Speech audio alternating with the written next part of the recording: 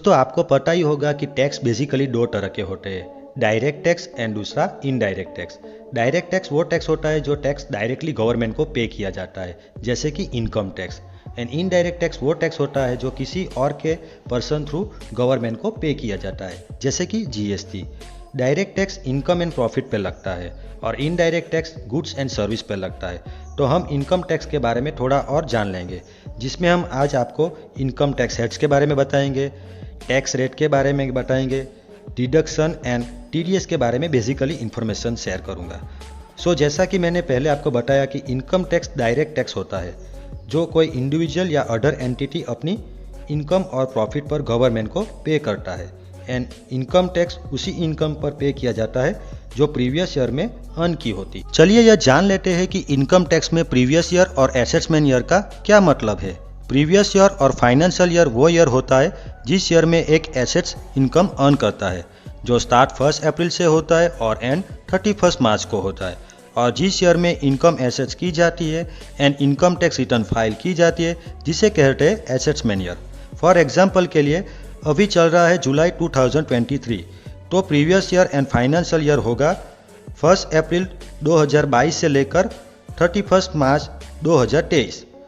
तो इस पीरियड में जो हमारी इनकम अर्न हुई है, इसके लिए अभी इस एसेट्समेंट ईयर में आईटीआर यानी इनकम टैक्स रिटर्न फाइल की जाएगी। अब आईटीआर फाइल करने का मतलब जरूरी नहीं है कि आप टैक्स पे ही करना है। इनकम टैक्स रिटर्न फाइल करना मैंडेटरी होता है उन लोगों के लिए जिनकी इनकम फाइनेंशियल ईयर में 2.5 लाख से ज़्यादा होती है, लेकिन उनकी इनकम 5 लाख से कम होती है, तो उन्हें कोई टैक्स पे नहीं करना पड़ता। बट आईटीआर फाइल करना जरूरी होता है और इसके कई फायदे भी होते हैं। इनकम टैक्स स्लैब को डिटेल से हम आगे समझेंगे। पहले हम बात करेंगे इनकम टैक्स हेड्स की। इनकम टैक्स में 5 हेड्स है और किसी भी पर्सन की किसी भी टाइप की इनकम को इन्हीं 5 हेड्स के अंडर एसेट्स किया जाता है। वह 5 हेड्स है: income from salary, income from house property, income from business and profession, income from capital gain and income from other sources. चलिए इन एक एक करके समझते हैं। सैलरी इनकम वो इनकम होती है जो एम्प्लॉई अपने एम्प्लॉयर से रिसीव करता है उन सर्विस के लिए जिनके बीच उन लोगों के बीच कॉन्ट्रैक्ट हुआ होता है। अगला है इनकम फ्रॉम हाउस प्रॉपर्टी में ओनर को जब रेंट दिया जाता है बाय डेट एंड उनको हम प्रॉपर्टी इनकम कहते हैं। बिजनेस एंड प्रोफेशन में टोटल रिसीप्ट में से एक्सपेंस लेस करने के बाद जो भी प्रॉफिट और लॉस होता है उसे एसेट्स किया जाता है। Next, income from capital gain में कोई भी प्रॉपर्टी, गोल्ड, शेयर एंड कोई भी सिक्योरिटी सेल करने के बाद जो भी प्रॉफिट और लॉस होता है उसे कैपिटल गेन या लॉस कहते हैं। And income from other sources, ऐसी कोई भी इनकम जो बाकी 4 हेड्स में कवर नहीं होती है उसे इस साइट में कंसीडर किया जाता है, जैसे कि interest income from salary bank account और interest on FD, family pension, commission income etcetera. और इन 5 हेड्स की टोटल इनकम को कहते हैं ग्रॉस टोटल इनकम।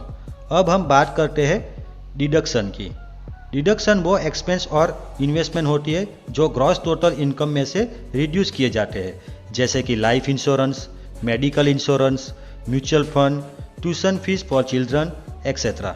दोस्तों, डिडक्शन एक बड़ा टॉपिक है, आने वाली वीडियो में हम इसके बारे में डिटेल से बात करेंगे। अभी हमने बात की gross total income and deduction की। तो ग्रॉस टोटल इनकम में से डिडक्शन बात करने के बाद जो भी इनकम आती है जिसे कहते हैं नेट इनकम, जिस पर टैक्स कैलकुलेशन किया जाता है, और टैक्स उन रेट पे कैलकुलेट किया जाता है जो इनकम टैक्स डिपार्टमेंट ने प्रिस्क्राइब किए हैं।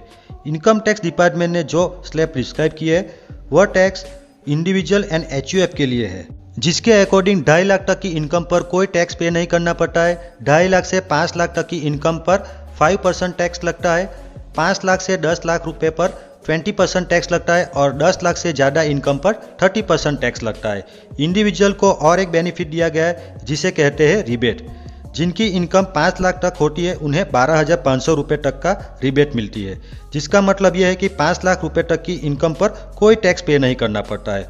और सैलराइज एम्प्लॉय के लिए और एक बेनिफिट अवेलेबल है जिसके अकॉर्डिंग उन्हें ग्रॉस सैलरी में से 50,000 रुपये का स्टैंडर्ड डिडक्शन मिलता है। जैसे कि हमने अपर स्लैब रेट की बात की, वैसे ही इनकम टैक्स डिपार्टमेंट ने एक और स्लैब रेट प्रिस्क्राइब किया है। डिस्क्राइब रेट के अकॉर्डिंग आप 3 लाख की इनकम पर कोई भी टैक्स नहीं देना पड़ता है। 3 लाख से 6 लाख तक की इनकम पर 5% टैक्स पे करना पड़ता है। 6 लाख से 9 लाख तक की इनकम पर 10% टैक्स पे करना पड़ता है। 9 लाख से 12 लाख तक की इनकम पर 15% टैक्स देना पड़ता है एंड 12 लाख से 15 लाख तक की इनकम पर 20% टैक्स देना पड़ता है एंड 15 लाख से ज़्यादा इनकम पर 30% टैक्स लगता है। अगर इंडिविजुअल और एचयूएफ इस स्लैब के अकॉर्डिंग टैक्स पे करना चाहते हैं तो इनको कोई भी रिडक्शन अलाउड नहीं होगा, एच फ्यू रिडक्शन जो कि इनकम टैक्स डिपार्टमेंट ने प्रिस्क्राइब किया हुआ है। आपके लिए दोनों टैक्स स्लैब में से कौन सा टैक्स रेट ज़्यादा बेनिफिशियल रहेगा यह हम आने वाले वीडियो में एक्सप्लेन करेंगे। आज का लास्ट टॉपिक है TDS. TDS means tax deducted as source, जिसका मतलब है कोई भी पेयर जैसे कि एम्प्लॉयर एम्प्लॉई को पे करता है एज ए सैलरी, तब उस पेमेंट में से टैक्स डिडक्ट करता है एंड यह टैक्स तब डिडक्ट होता है जब पेमेंट प्रिस्क्राइब अमाउंट से ज़्यादा होता है। फॉर एग्जांपल सैलरी 2.5 लाख से ज़्यादा है तो एम्प्लॉई स्लैब के मुताबिक टैक्स डिडक्ट करेगा। टीडीएस एक बड़ा टॉपिक है, इस वीडियो में सिर्फ आपको बेसिक आइडिया देना है। तो दोस्तों यह था हमारा आज का वीडियो टैक्स के ऊपर। आज हमने जाना कि डायरेक्ट टैक्स और इनडायरेक्ट टैक्स क्या होता है, types of income tax heads, tax rates के बारे में आज हमने जाना, टैक्स डिडक्शन के बारे में आज हमने जाना, टीडीएस के बारे में हमने बेसिक इन्फॉर्मेशन आपको दी। तो फ्रेंड्स ऐसे ही इन्फॉर्मेटिव वीडियो देखने के लिए आप हमारे चैनल को जरूर सब्सक्राइब कीजिए और बेल आइकन को भी प्रेस करना ना भूलें। आपको यह वीडियो पसंद आया तो प्लीज़ इस वीडियो को लाइक, कमेंट और शेयर जरूर कीजिएगा दोस्तों, और अपने फ्रेंड को भी शेयर जरूर कीजिएगा। थैंक यू दोस्तों, मिलते हैं नेक्स्ट वीडियो में। Take care.